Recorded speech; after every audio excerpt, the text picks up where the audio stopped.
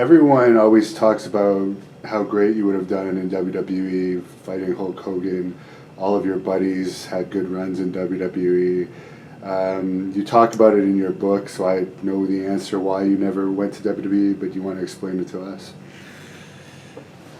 Yeah, I mean, certainly looking back, the magazines made a big deal out of it. WrestleMania, what would happen if, Nikita Koloff, Hulk Hogan. I mean, and certainly other guys, Macho Man and others. I'm sure it could add some, I feel like some great matches with. I had, you might say, I have this sense of loyalty to a fault. You might say, years later, I'm still a Minnesota Vikings fan. I'm still a Minnesota Twins fan. I wore my hat, I think, in here tonight, and so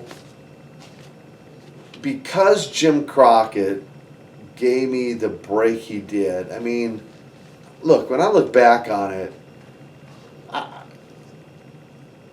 think it'd be a toss-up to say they take somebody off the street today and throw him in a TV match, never having been in a ring before, but try to make him somebody, not squash him, but try to make him somebody.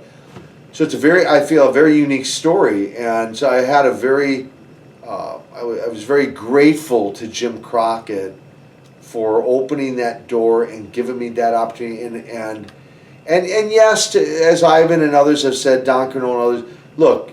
But you still had to go in and do it. Even though Jim opened the door, you still had to go in and perform. You still had to go, and you did it. Don will still say to me this day, I just can't believe we just threw you in the ring like that. He goes, but you did it. You pulled it off. You did it. And so I had a real sense of loyalty to Jim. And looking back, the old adage is, the old saying is, hindsight's 20/20, right? Well, even when Jim started putting guaranteed contracts out there, I probably could have leveraged the WWF with Jim, certainly for double the money that I agreed to work for him for, maybe even triple or quadruple. We'll never know, right? But I feel pretty confident to say I could have leveraged that and made the jump to WWF, and perhaps made more money. Certainly their marketing was 100 times better than Jim Crockett's marketing when it came to outside the ring.